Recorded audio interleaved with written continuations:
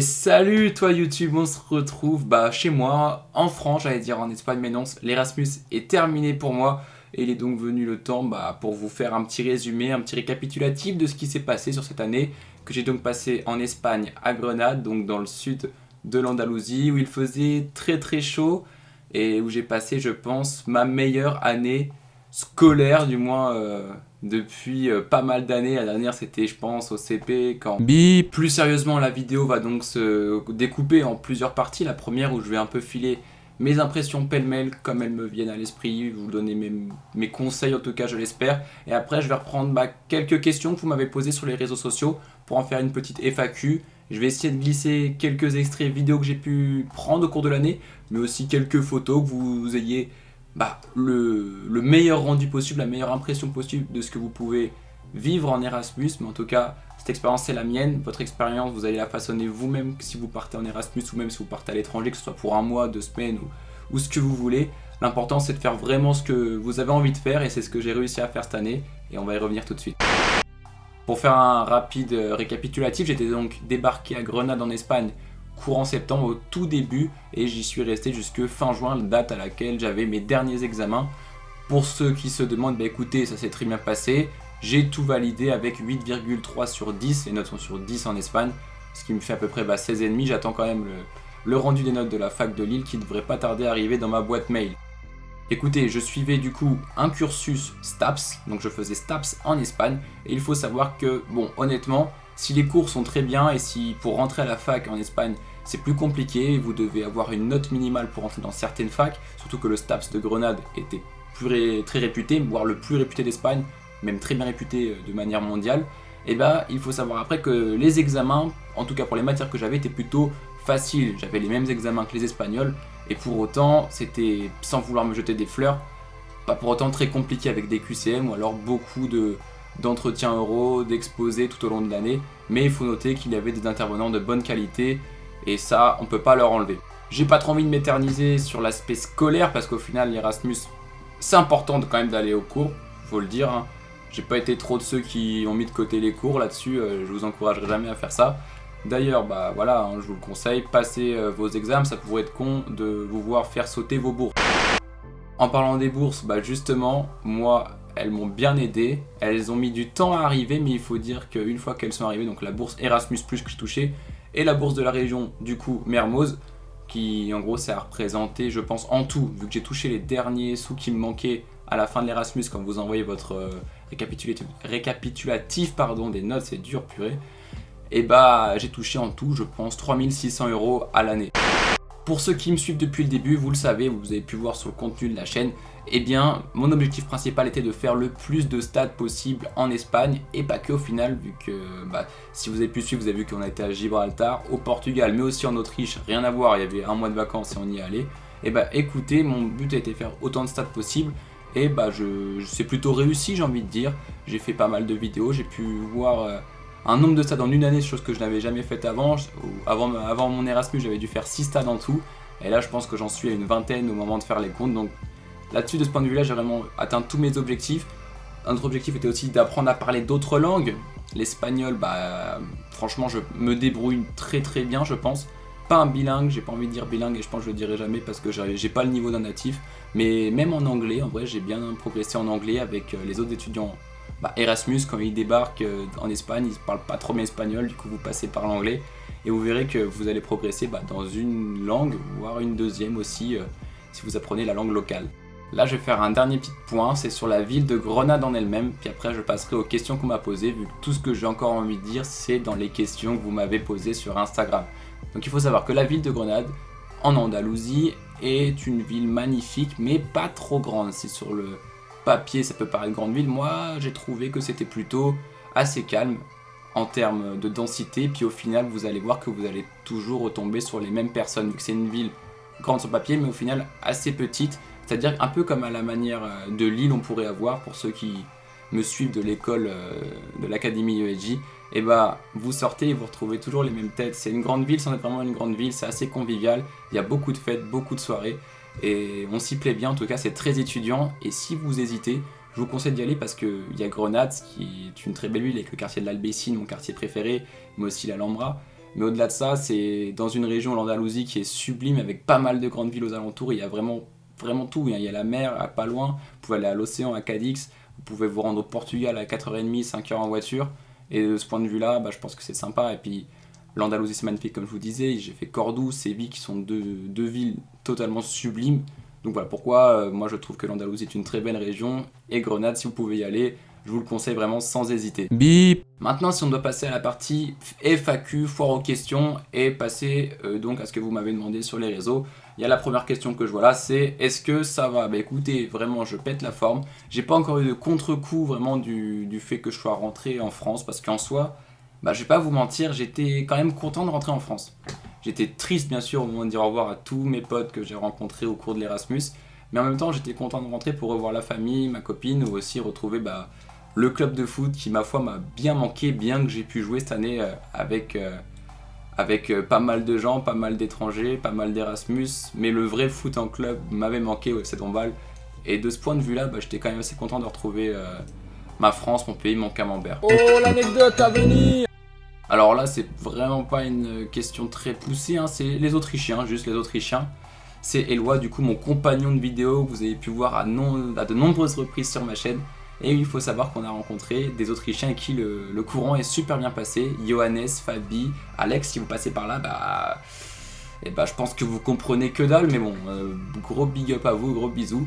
C'était de superbes rencontres comme on en a fait plein d'autres en vrai, que ce soit des Anglais, des Espagnols, donc des Autrichiens, des Péruviens, des Portugais, vraiment il y avait vraiment de tout et c'est ce qui a fait que l'Erasmus était magnifique vu que vous rencontriez des personnes de tous les horizons au final et vous étiez tous souvent réunis autour d'une même passion. Notre passion nous c'était le foot, avec Eloi on était dans un groupe qui avait été créé pour les étudiants d'Erasmus où en gros tu t'inscrivais pour faire des foot, ça coûtait 2 € de l'heure par personne et on faisait des foot pendant 1 heure et voilà, après tu discutes, après tu crées des liens.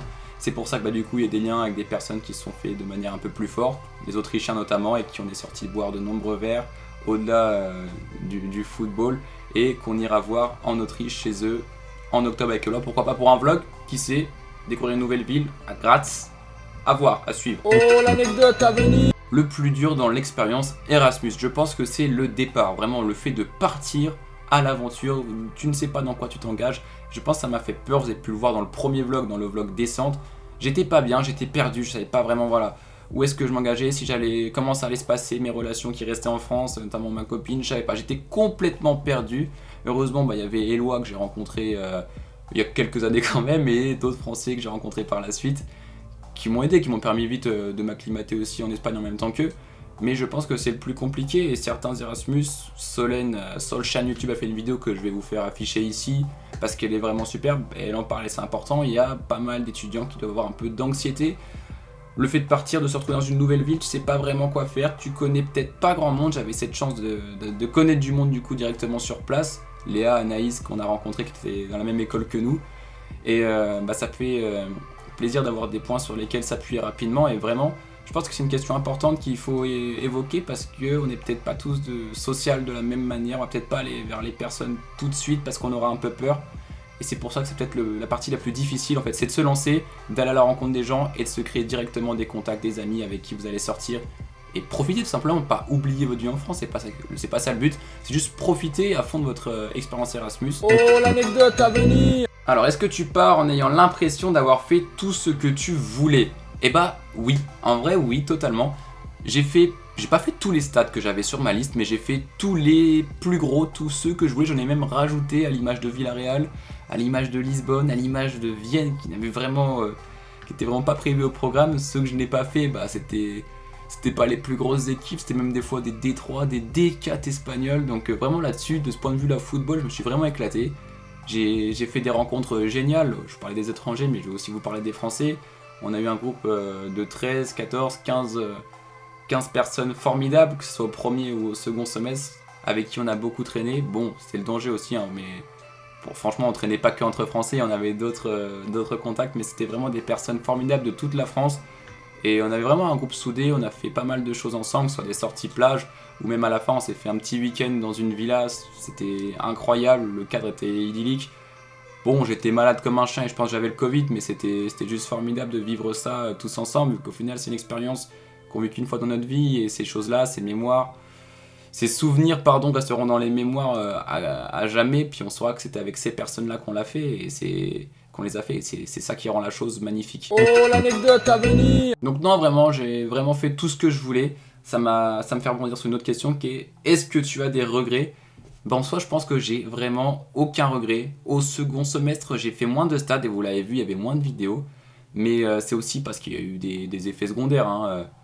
Il y a eu la flambée des prix de l'essence qui ont fait que même si on est en Erasmus, même si on a les bourses, même si on fait des dépenses qui n'ont parfois pas lieu d'être, comme des shots, bref, et tout ça, il faut garder une certaine notion de l'argent qui te dit que mettre des 80 balles d'essence toutes les semaines pour aller voir un match de foot, c'est peut-être pas ce qu'il y a de mieux à faire. Et il y a sûrement d'autres activités plus proches à faire, comme visiter une ville d'Andalousie, un petit village, se rendre à la plage avec les copains. C'est tout aussi bien et au final, tout aussi dépaysant, parce qu'on voit quand même autre chose. Bip. Ah, j'en ai un qui me revient, si, un regret. On a fait donc une randonnée avec Eloi, Théo et Emma, ma copine qui m'a rejoint pour le dernier mois en Espagne.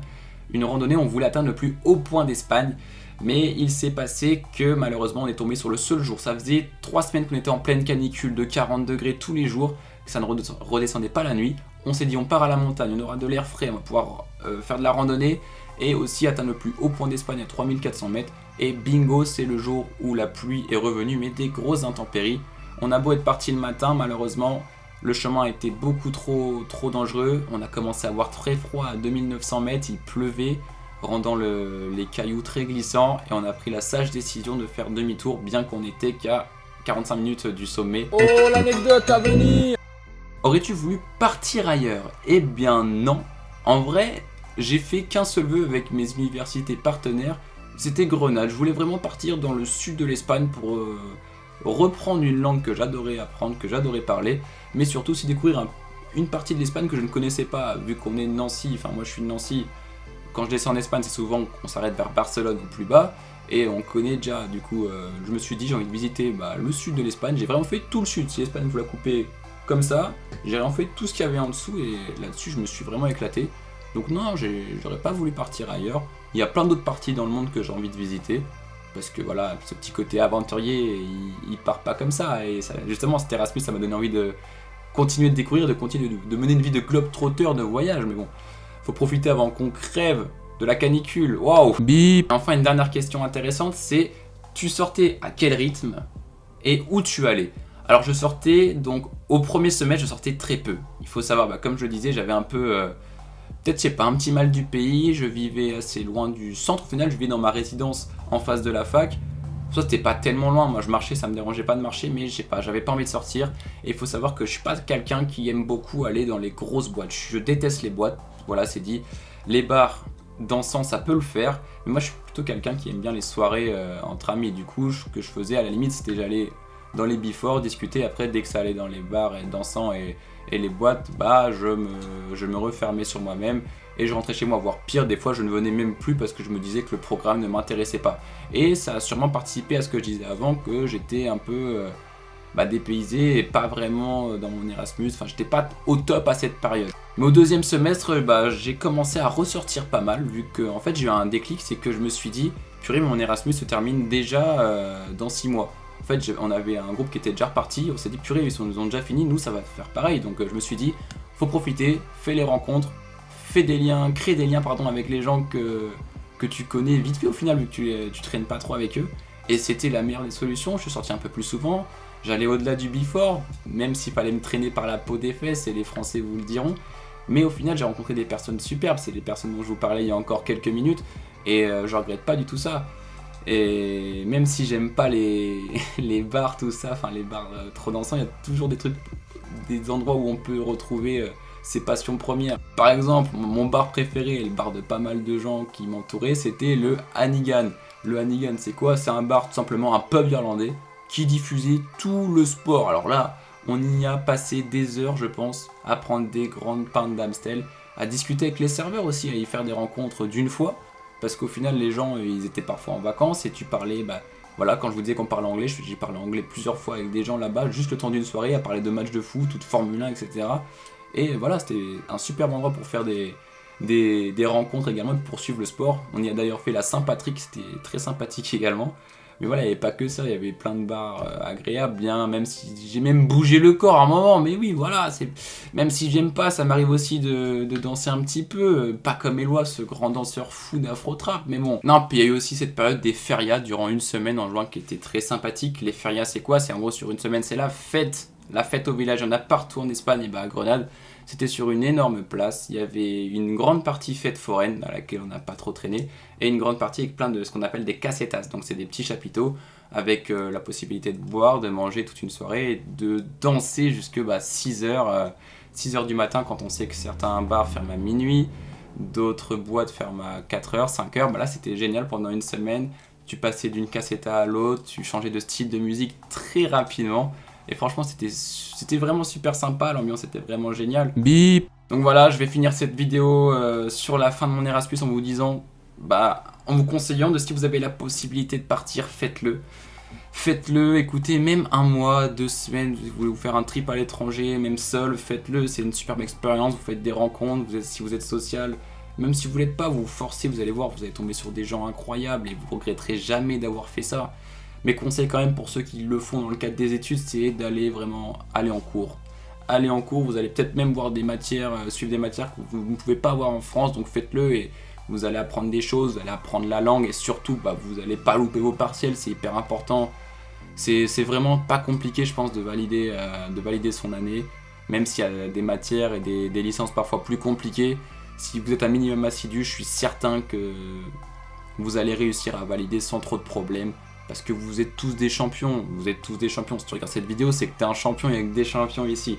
Donc voilà, j'ai kiffé mon Erasmus, je vous souhaite d'en faire autant si vous partez. Si vous avez des questions sur Grenade, sur l'Erasmus ou autre chose, n'hésitez pas à me contacter, que ce soit dans les commentaires ou sur mes réseaux. Je vous fais plein de bisous, j'espère que vous avez bien aimé. Je vous souhaite à tous de très bonnes vacances, un très bon Erasmus si vous partez. Faites ce que vous voulez, un très bon travail. Moi je vous fais plein de bisous. C'était Théo en Espagne, ça va continuer à l'avenir, vous inquiétez pas, la chaîne ne va pas crever. Ciao tout le monde et à bientôt. Bip.